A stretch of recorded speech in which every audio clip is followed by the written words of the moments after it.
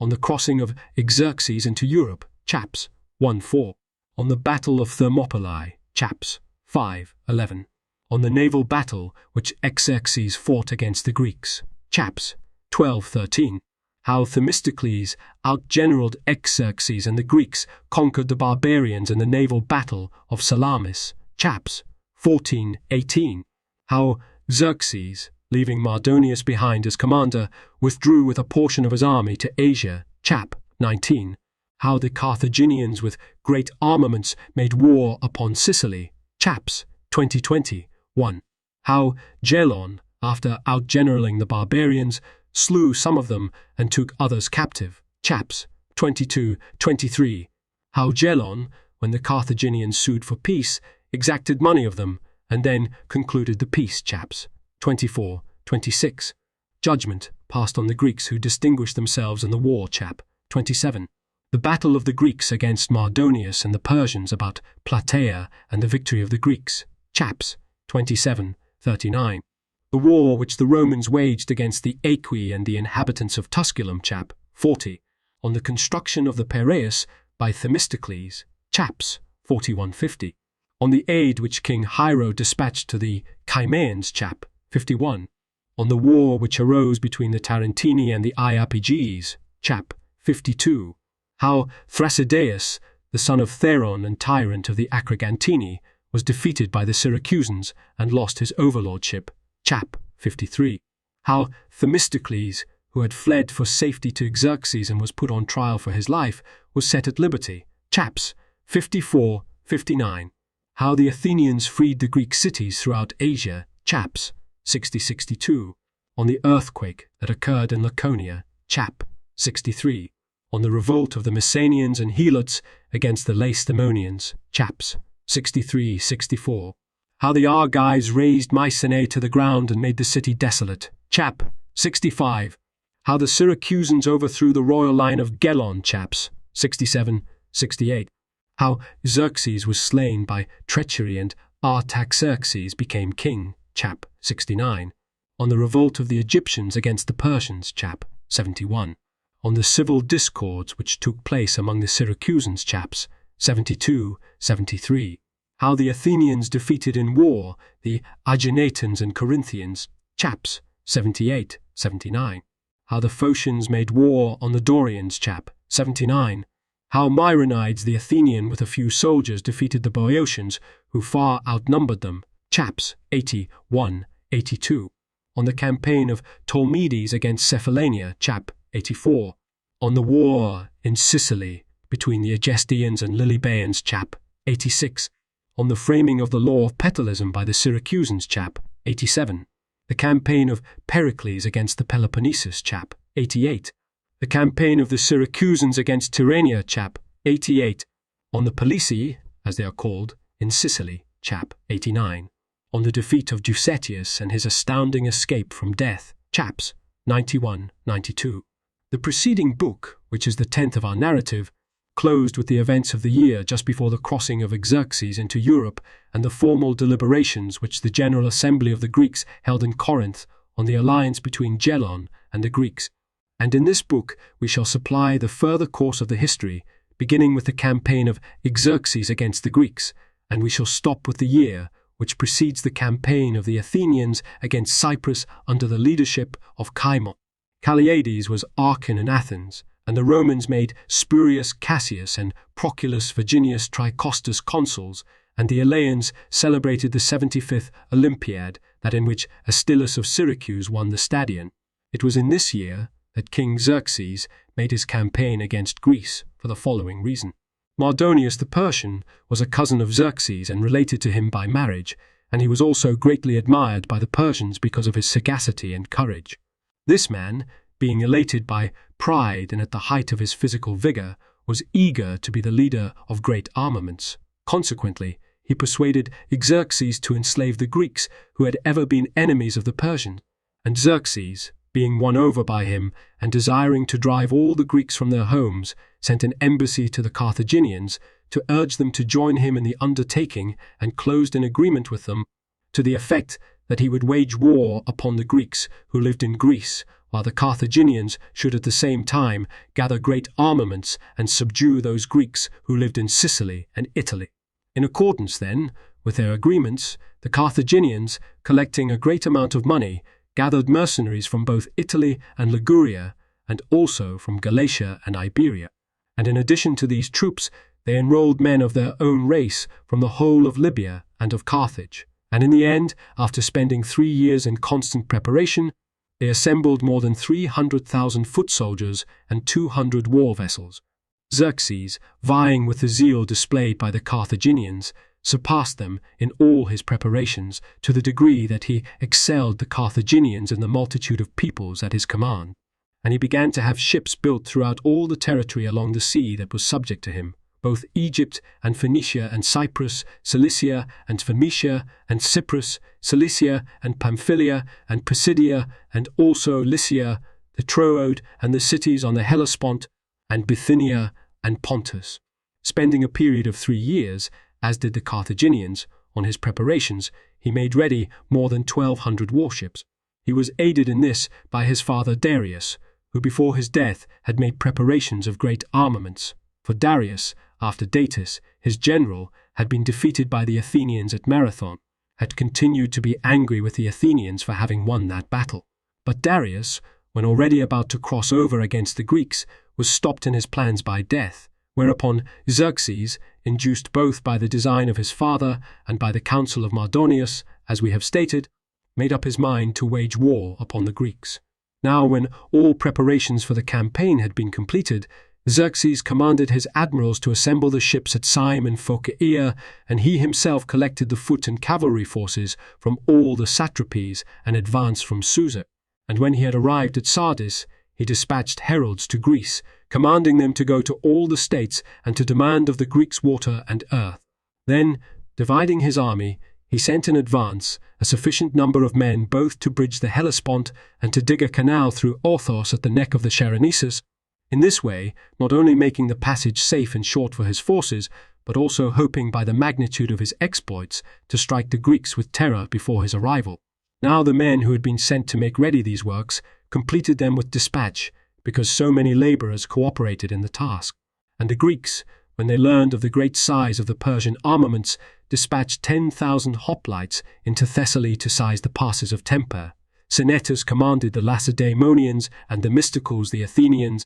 These commanders dispatched ambassadors to the states and asked them to send soldiers to join in the common defense of the passes, for they eagerly desired that all the Greek states should each have a share in the defense and make common cause in the war against the Persians. But since the large number of the Thessalians and other Greeks who dwelt near the passes had given the water and earth to the envoys of XXXII when they arrived, the two generals despaired of the defense at Tempe and returned to their own soil. And now it will be useful to distinguish those Greeks who chose the side of the barbarians, in order that, incurring our censure here, their example may, by the obloquy visited upon them, deter for the future any who may become traitors to the common freedom.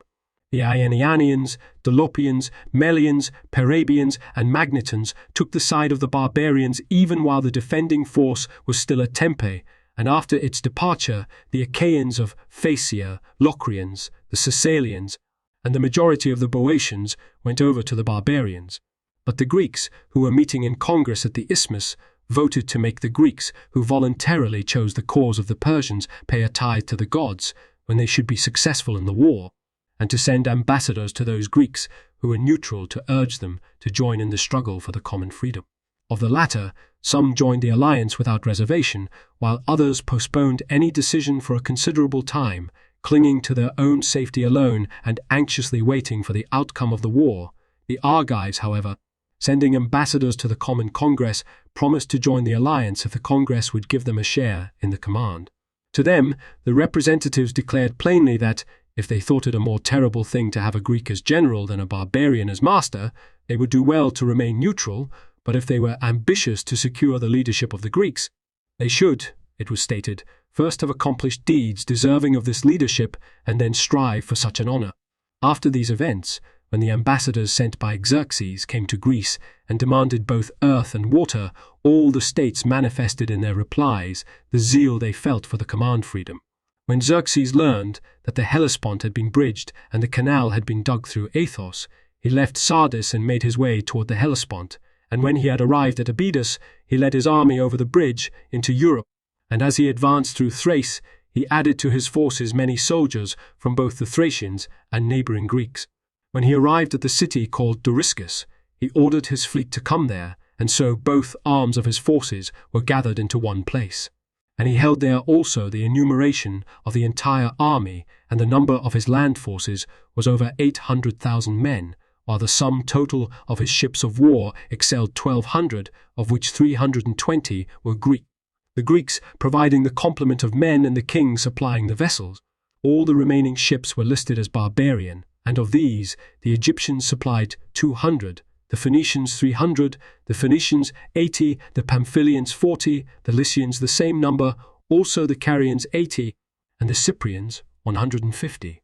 Of the Greeks, the Dorians who dwelt off Caria, together with the Rhodians and Coans, sent 40 ships, the Ionians, together with the Chians and Samians, 100, the Aeolians, together with the Lesbians and Tenedans, 40, the peoples of the region of the Hellespont, together with those who dwelt along the shores of the Pontus, 80, and the inhabitants of the islands 50.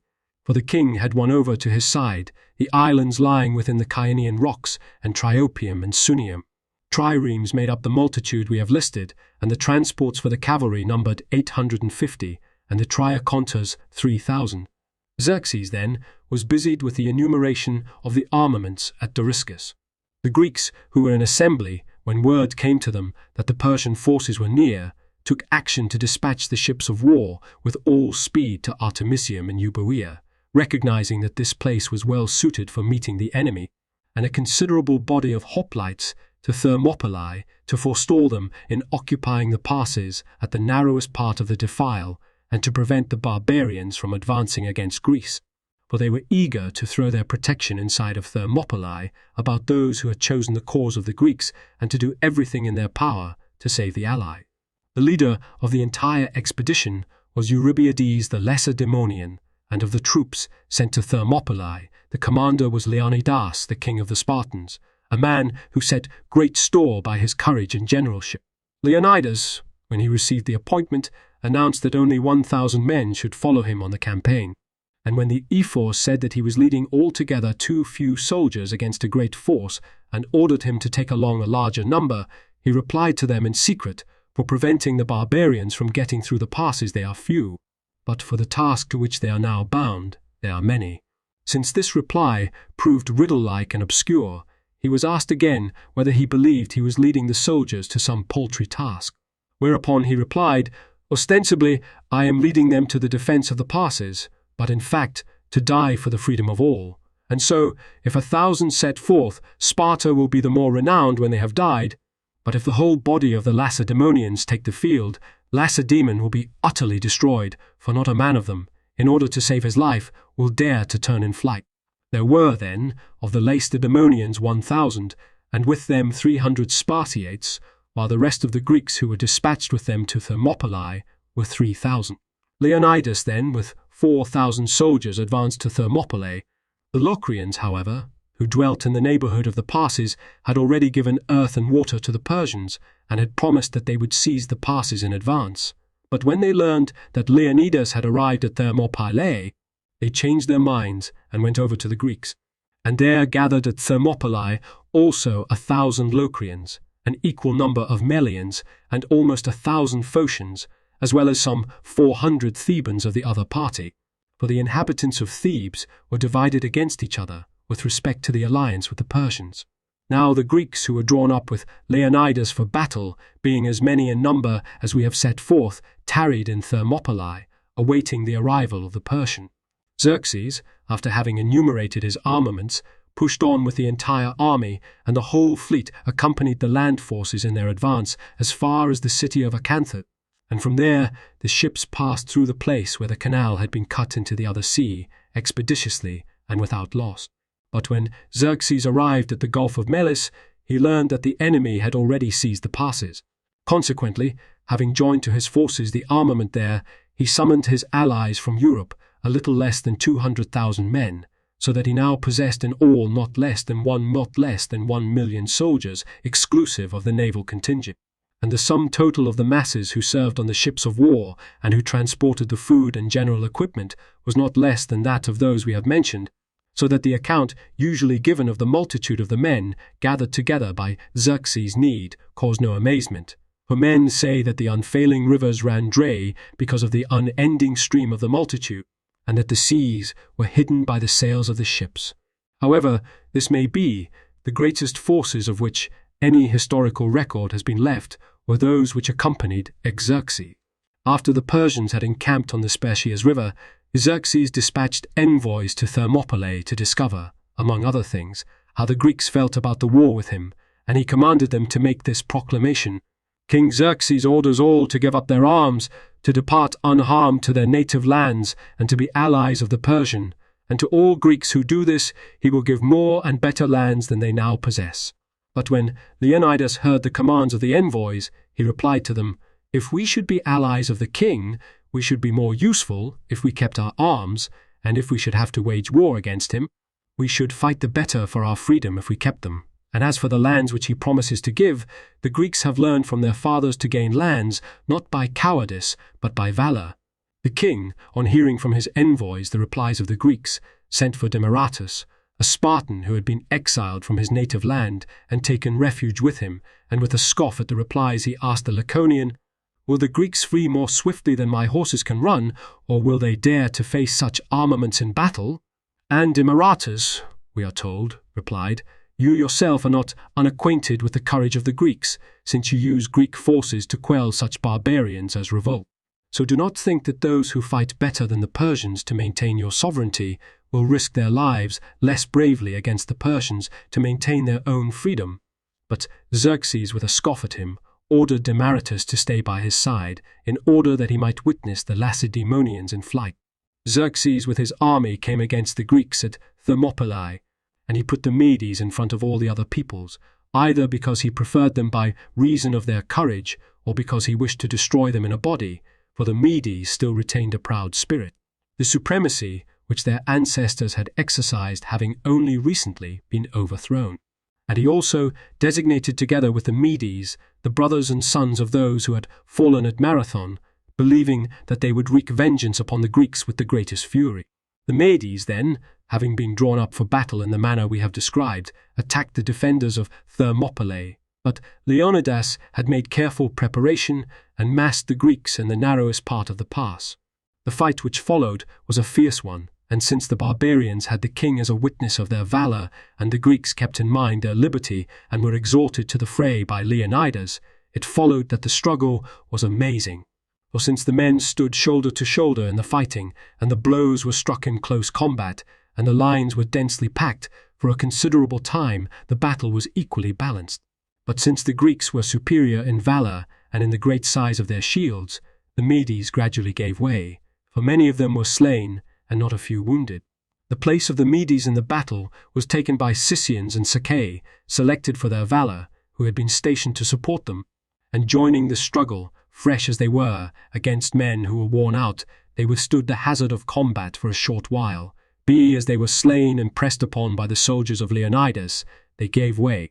For the barbarians used small round or irregularly shaped shields, by which they enjoyed an advantage in open fields, since they were thus enabled to move more easily. But in narrow places they could not easily inflict wounds upon an enemy who were formed in close ranks and had their entire bodies protected by large shields, whereas they, being at a disadvantage by reason of the lightness of their protective armor, received repeated wounds. At last, Xerxes, seeing that the entire area about the passes was strewn with dead bodies, and that the barbarians were not holding out against the valor of the Greeks, sent forward the picked Persians known as the Immortals, who were reputed to be preeminent among the entire host for their deeds of courage. But when these also fled after only a brief resistance, then at last, as night fell, they ceased from battle, the barbarians having lost many dead and the Greeks a small number. On the following day, Xerxes, now that the battle had turned out contrary to his expectation, choosing from all the peoples of his army such men as were reputed to be of outstanding bravery and daring, After an earnest exhortation announced before the battle that if they should storm the approach, he would give them notable gifts, but if they fled, the punishment would be death. These men hurled themselves upon the Greeks as one mighty mass and with great violence, but the soldiers of Leonidas closed their ranks at this time, and making their formation like a wall took up the struggle with ardor. And so far did they go in their eagerness that the lines which were wont to join in the battle by turns would not withdraw, but by their unintermitted endurance of the hardship they got the better, and slew many of the picked barbarians. The day long they spent in conflict, vying with one another, for the older soldiers challenged the fresh vigor of the youth, and the younger matched themselves against the experience and fame of their elders. And when finally even the picked barbarians turned in flight, the barbarians who were stationed in reserve blocked the way and would not permit the picked soldiers to flee. Consequently, they were compelled to turn back and renew the battle. While the king was in a state of dismay, believing that no man would have the courage to go into battle again, there came to him a certain Trachinian, a native of the region, who was familiar with the mountainous area. This man was brought into the presence of Xerxes and undertook to conduct the Persians by way of a narrow and precipitous path, so that the men who accompanied would get behind the forces of Leonidas, which, being surrounded in this manner, would be easily annihilated. The king was delighted, and heaping presents upon the Trachinian, he dispatched 20,000 soldiers with him under cover of night. But a certain man among the Persians named Tirahastiades, a Chimaean by birth, who was honorable and upright in his ways, deserting from the camp of the Persians in the night, came to Leonidas, who knew nothing of the act of the Trachinian, and informed him. The Greeks, on hearing of this, gathered together about the middle of the night, and conferred about the perils which were bearing down on them. And although some declared that they should relinquish the pass at once and make their way in safety to the allies, stating that any who remained in the place could not possibly come off with their lives, Leonidas, the king of the Lacedaemonians, being eagerly desirous to win both for himself and for the Spartans a garland of great glory, gave orders that the rest of the Greeks should all depart and win safety for themselves, in order that they might fight together with the Greeks in the battles which still remained. But as for the Lacedaemonians, he said, they must remain and not abandon the defense of the pass, for it was fitting that those who were the leaders of Hellas should gladly die striving for the meed of honor. Immediately then, all the rest departed, but Leonidas together with his fellow citizens performed heroic and astounding deeds, and although the Lacedaemonians were but few, he detained only the Thespians, and he had all told not more than 500 men. He was ready to meet death on behalf of Hellas. After this, the Persians who were led by the Trachinian, after making their way around the difficult terrain, suddenly caught Leonidas between their forces and the Greeks, giving up any thought of their own safety and choosing renown instead. With one voice, asked their commander to lead them against the enemy before the Persians should learn that their men had made their way around them. And Leonidas, welcoming the eagerness of his soldiers, ordered them to prepare their breakfast quickly, since they would dine in Hades, and he himself, in accordance with the order he had given, took food, believing that by so doing he could keep his strength for a long time and endure the strain of contest. When they had hastily refreshed themselves and all were ready, he ordered the soldiers to attack the camp, slaying any who came in their way, and to strike for the very pavilion of the king. The soldiers then, in accordance with the orders given them, forming in a compact body, fell by night upon the encampment of the Persians, Leonidas leading the attack, and the barbarians, because of the unexpectedness of the attack and their ignorance of the reason for it, ran together from their tents with great tumult and in disorder, and thinking that the soldiers who had set out with the Trachinian had perished, and that the entire force of the Greeks was upon them, they were struck with terror. Consequently, many of them were slain by the troops of Leonidas, and even more perished at the hands of their comrades, who in their ignorance took them for enemies.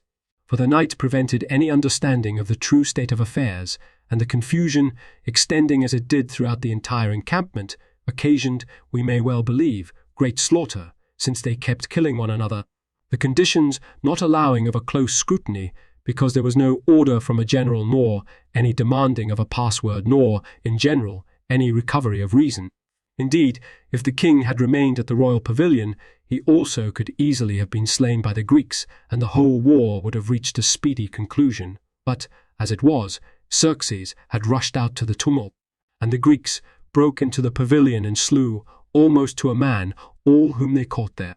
So long as it was night, they wandered throughout the entire camp seeking Xerxes, a reasonable action, but when the day dawned and the entire state of affairs was made manifest, the Persians, observing that the Greeks were few in number, viewed them with contempt. The Persians did not, however, join battle with them face to face, fearing their valor, but they formed on their flanks and rear, and shooting arrows and hurling javelins at them from every direction they slew them to a man. Now, as for the soldiers of Leonidas, who guarded the passes of Thermopylae, such was the end of life they met. The merits of these men, who would not regard them with wonder, they, with one accord, did not desert the post to which Greece had assigned them, but gladly offered upon their own lives for the common salvation of all Greeks, and preferred to die bravely rather than to live shamefully. The consternation of the Persians also, no one could doubt that they felt it. For what man among the barbarians could have conceived of that which had taken place? Who could have expected that a band of only 500 ever had the daring to charge against the human myriads?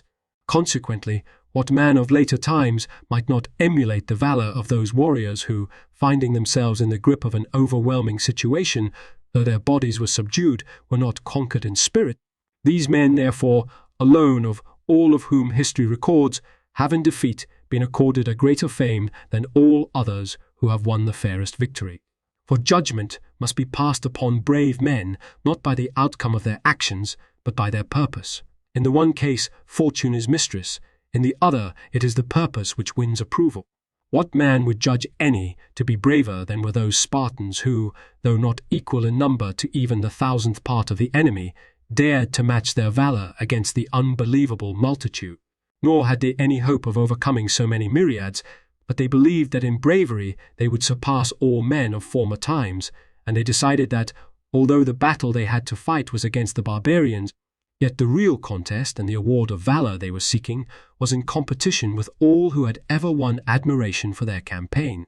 Indeed, they alone of those of whom we have knowledge from time immemorial chose rather to preserve the laws of their state than their own lives, not feeling aggrieved that the greatest perils threatened them, but concluding that the greatest boon for which those who practice valor should pray is the opportunity to play a part in contests of this kind. And one would be justified in believing that it was these men who were more responsible for the common freedom of the Greeks than those who were victorious at a later time in the battles against Xerxes. For when the deeds of these men were called to mind, the Persians were dismayed, whereas the Greeks were incited to perform similar courageous exploits. And, speaking in general terms, these men alone of the Greeks, down to their time, passed into immortality because of their exceptional valor. Consequently, not only the writers of history, but also many of our poets have celebrated their brave exploits, and one of them is Simonides, the lyric poet who composed the following encomium in their praise, worthy of their valor. Of those who perished at Thermopylae, all glorious is the fortune, fair the doom, their graves an altar, ceaseless memories theirs instead of lamentation, and their fate is chant of praise. Such winding sheet as this nor mould nor all-consuming time shall waste. This sepulchre of valiant men has taken the fair renown of Hellas for its inmate, and witness is Leonidas, once king of Sparta, who hath left behind a crown of valor, mighty and undying fame. Now that we have spoken at sufficient length of the valor of these men, we shall resume the course of our narrative. Xerxes, now that he had gained the passes in the manner we have described and had won, as the proverb runs, a Cadmean victory, had destroyed only a few of the enemy, while he had lost great numbers of his own troops. And after he had become master of the passes by means of his land forces, he resolved to make trial of contest at sea. At once, therefore, summoning the commander of the fleet, Megabates, he ordered him to sail against the naval force of the Greeks and to make trial, with all his fleet, of a sea battle against them. And Megabates, in accordance with the king's orders, set out from Pydnian Macedonia with all the fleet and put in at a promontory of Magnesia, which bears the name of Sipaius. At this place a great wind arose, and he lost more than 300 warships and great numbers of cavalry transports and other vessels. And when the wind ceased, he weighed anchor and put in at Aphatae in Magnesia. From here he dispatched 200 triremes, ordering the commanders to take a roundabout course and, by keeping Euboea on the right, to encircle the enemy. The Greeks were stationed at Artemisium in Euboea and had in all 280 triremes. Of these ships, 140 were Athenian, and the remainder were furnished by the rest of the Greeks. Their admiral was Eurybiades the Spartan, and Themistocles the Athenian supervised the affairs of the fleet, for the latter, by reason of his sagacity and skill as a general, enjoyed great favour not only with the Greeks throughout the fleet, but also with Eurybiades himself, and all men looked to him and hearkened to him eagerly. And when a meeting of the commanders of the ships was held to discuss the engagement, the rest of them all favoured waiting to receive the advance of the enemy, but Themistocles alone expressed the opposite opinion, showing them that it was to their advantage to sail against the enemy with the whole fleet in one array, for in this way, he declared, they would have the upper hand, attacking as they would with their ships in a single body, an enemy whose formation was broken by disorder, as it must be, for they would be issuing out of many harbours at some distance apart. In the end, the Greeks followed the opinion of meantime and sailed against the enemy with the entire fleet. And since the barbarians put out from many harbours, at the outset Themistocles, engaging with the scattered Persians, sank many ships, and not a few he forced to turn in flight and pursued as far as the land. But later, when the whole fleet had gathered and a fierce battle ensued, each side gained the superiority in one part of the line, but neither won a complete victory, and at nightfall the engagement was broken off. After the battle, a great storm arose and destroyed many ships which were anchored outside the harbour, so that it appeared as if Providence were taking the part of the Greeks, in order that, the multitude of the barbarians' ships having been lessened, the Greek force might become a match for them and strong enough to offer battle. As a result, the Greeks grew ever more bold, whereas the barbarians became ever more timorous before the conflicts which faced them. Nevertheless, recovering themselves after the shipwreck, they put out with all their ships against the enemy, and the Greeks, with 50 Attic triremes added to their number, took position opposed to the barbarians. The sea battle which followed was much like the fighting at Thermopylae, for the Persians were resolved to overwhelm the Greeks and force their way through the Euripus, while the Greeks, blocking the narrows, were fighting to preserve their allies in Euboea. A fierce battle ensued, and many ships were lost on both sides, and nightfall compelled them to return to their respective harbours. The prize of valour, we are told in both battles, was accorded to the Athenians for the Greeks and to the Sidonians for the barbarians. After this, the Greeks, on hearing of the course events, had taken at Thermopylae, and discovering that the Persians were advancing by land against Athens, became dispirited. Consequently, they sailed off to Salamis and awaited events there. The Athenians, surveying the dangers threatening each and every inhabitant of Athens, put on boats their children and wives and every useful article they could, and brought them to Salamis. And the Persian admiral, no learning that the enemy had withdrawn, set sail for Euboea with his entire fleet, and taking the city of the Histiaeans by storm, he plundered and ravaged their territory.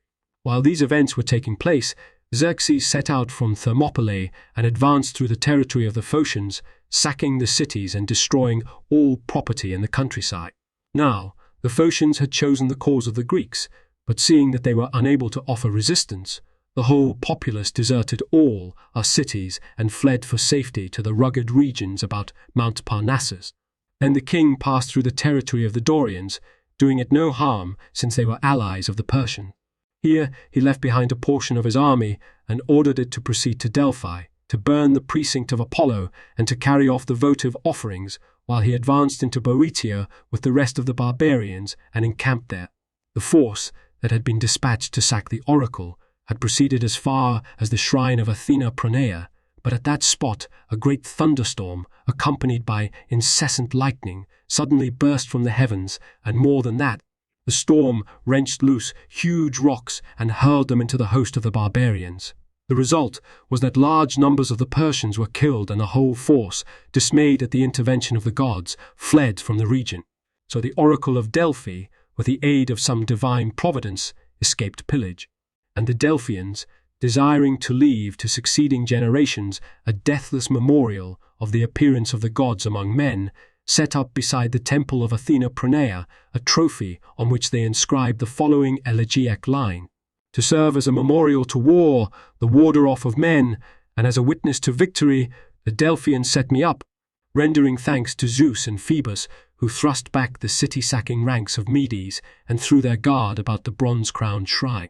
Meanwhile, Xerxes, as he passed through Boeotia, laid waste the territory of the Thespians and burned Plataea, which was without habitants, for the residents of these two cities had fled in a body to the Peloponnesus. After this, he entered Attica and ravaged the countryside, and then he razed Athens to the ground and sent up in flames the temples of the gods. And while the king was concerned with these affairs, his fleet sailed from Euboea to Attica, having sacked on the way both Euboea and the coast of Attica. During this time, the Circassians, who had fitted out 60 triremes, were waiting off the Peloponnesus, being unable, as they themselves allege, to round the promontory at Malea, but, as certain historians tell us, anxiously awaiting the turn of the war, in order that, if the Persians prevailed, they might then give them water and earth, while if the Greeks were victorious, they would get the credit of having come to their aid. But the Athenians who were waiting in Salamis, when they saw Attica being laid waste with fire and heard that the sacred precinct of Athena had been razed, were exceedingly disheartened. And likewise, great fear gripped the other Greeks, who, driven from every quarter, were now cooped up in the Peloponnesus alone. Consequently, they thought it desirable that all who had been charged with command should meet in council and deliberate regarding the kind of place that would best serve their purpose in fighting a naval battle. Many ideas of various kinds were expressed. The Peloponnesians, thinking only of their own safety, declared that the contest should be held at the isthmus, for it had been strongly fortified with a wall, and so, if they should suffer any reverse in the battle, the defeated would be able to withdraw for refuge into the most suitable place of safety available, the Peloponnesus, whereas, if they cooped themselves up in the little island of Salamis, perils would beset them from which it would be difficult for them to be rescued. But Themistocles counselled that the contest of the ships be held at Salamis, for he believed that those who had few ships to fight with would have many advantages in the narrows of Salamis against a vastly superior number of vessels. And speaking generally, he showed that the region about the isthmus would be altogether unsuitable for the sea battle, for the contest would take place on the open sea, and the Persians, because of the room for manoeuvring, would easily subdue the small force of ships by their vastly superior numbers. And by presenting in like fashion many other facts pertinent to the occasion, he persuaded all present to cast their votes with him for the plan he recommended. When at last a decision was reached by all to fight the sea battle at Salamis, the Greeks set about making the preparations necessary to meet the Persians and the peril of battle. Accordingly, Eurybiades, accompanied by Themistocles, undertook to encourage the crews and incite them to face the impending struggle. However, the crews would not heed them, but since they were one and all dismayed at the magnitude of the Persian forces, not a man of them paid any attention to his commander, everyone being intent upon sailing from Salamis to the Peloponnesus, and the army of the Greeks on land was no whit less terrified by the armament of the enemy, and not only the loss at Thermopylae of their most illustrious warriors caused them dismay, but also the disasters which were taking place in Attica before their very eyes were filling the Greeks with utter despair.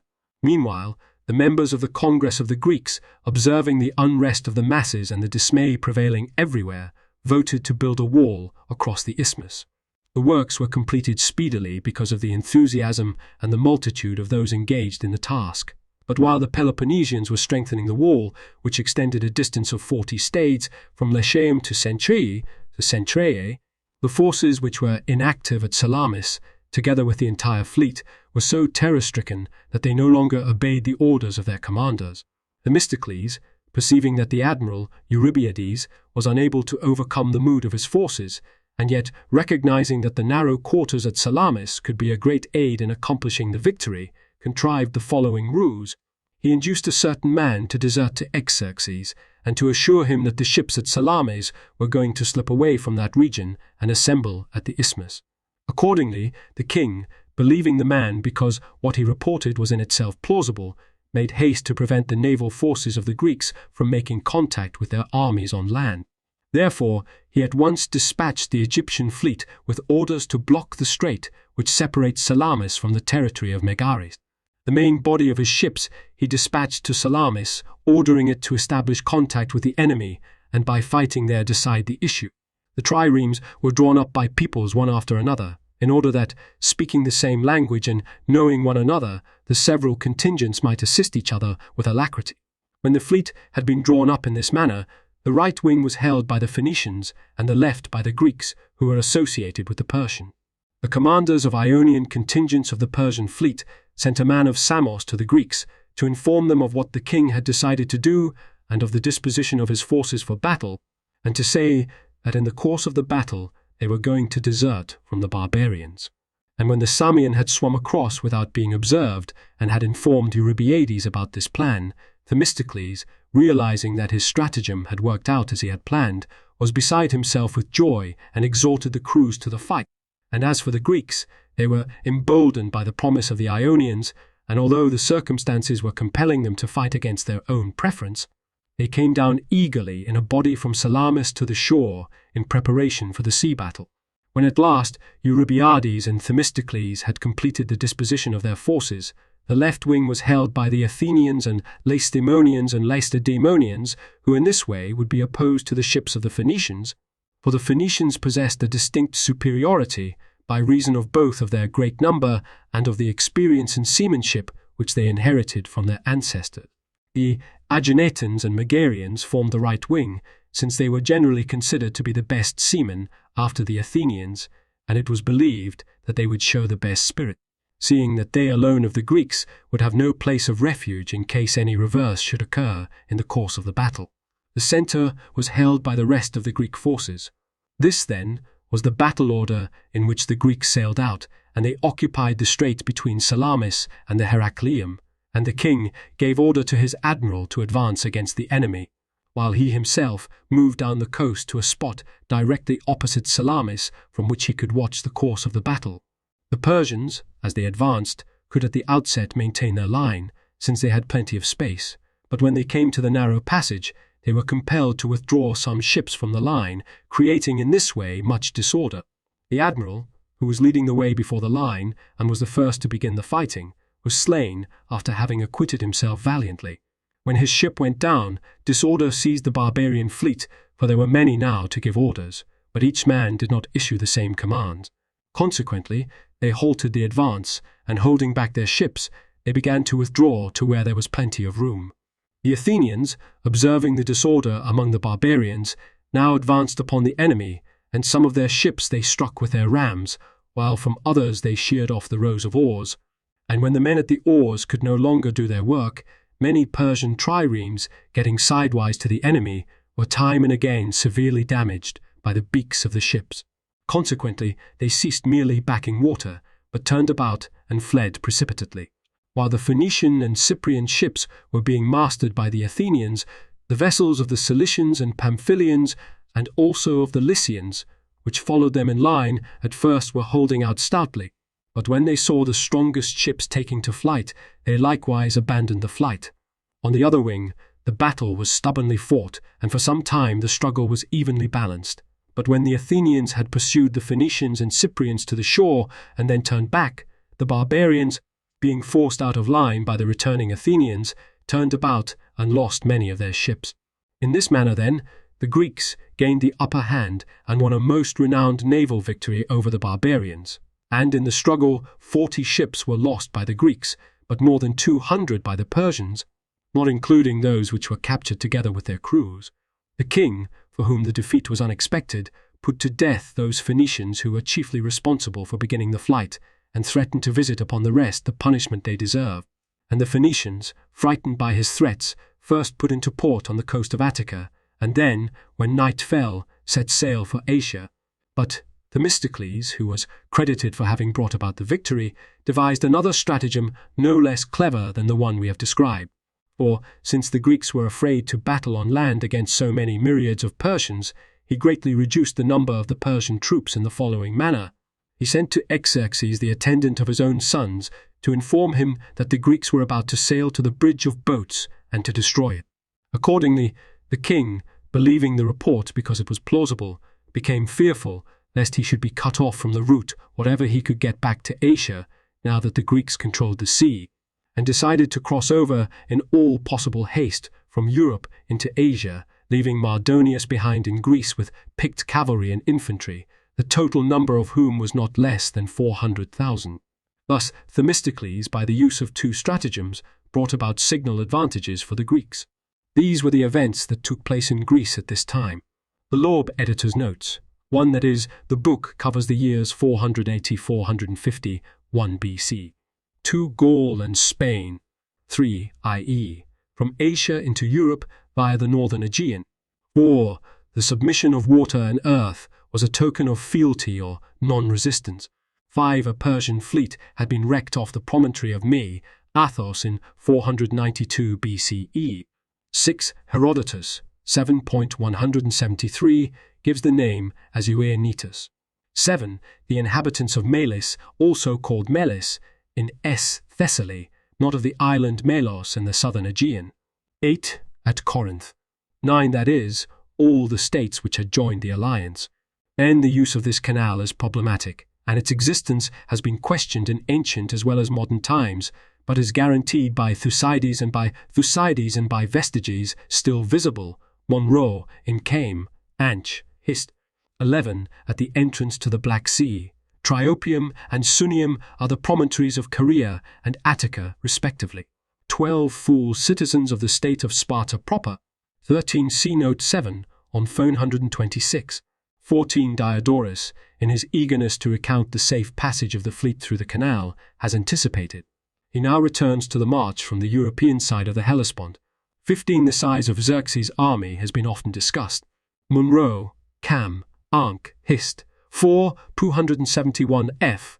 concludes that Xerxes had 180,000 combatants and a fleet of some 730 warships. 16. The heroism of the Spartans has been depreciated by Monroe, Cam, Ankh, Hist. 4. 297 f. who thinks that Leonidas believed he had one day more. 17. Herodotus, 7.223, knows nothing of this assault by the Greeks upon the Persian camp, and it is, of course, altogether incredible. He says that the fighting began about the time when the marketplace is crowded, in the forenoon, on the initiative of the Persians. 18. Frag. 4. Berg. Encomium is not to be taken in the technical sense it had in the 5th century BC. There is considerable reason to think that the following lines were part of a poem sung at the shrine of the fallen in Sparta. C.C. M. Bowra in class. Phil. 28, 1933, 277, 281. 19. The references to the dearly won victory of the Thebans over the Seven, described in Book 4.65. The phrase is defined by Diodorus himself in Book 22 Frag. 6. 20. The straits between Euboea and the mainland. 21. Herodotus, 8.4, says that the Euboeans asked the fleet to remain at Artemisium until they could get their families and possessions off the island. 22. This temple of Athena Pranea of the Foreshrine lay just outside the shrine of Apollo. 10.86. 23. Herodotus, 7.168, says the same thing about the Caesareans, but with more bitterness. They later alleged that the Etesian winds prevented their rounding Cape Malea. 24. The Temenos of Athena was the entire Acropolis. 25. This closed the route by which the Greeks could move west and south to the Peloponnesus. The Persian fleet already blocked the straits to the east. 26. The Heracleum was a shrine of Heracles on the mainland, where only a narrow passage separated the island from Attica. Plutarch, Themistocles, 13.1. 27. Over the Hellespont, chap. 3.6. 28. We are told in chap. 28.4 that the size of the army was more than 200,000, and in chap. 30.1 that it was about 500,000. The previous next to images with borders lead to more information. The thicker the border, the more information. Details here, thanks to Jonah Lendering of Livius for sharing in the labor of proofreading the web transcription of this book. Up to Diodorus classical texts, Lacus Curtius Homer page or image on this site is in the public domain only if its URL has a total of 1 asterisk. If the URL has 2 tasterisks, The item is copyright someone else and used by permission or fair use. If the Earl has none, the item is C. Bill Thayer. See my copyright page for details and contact information. Page updated 1 May 18.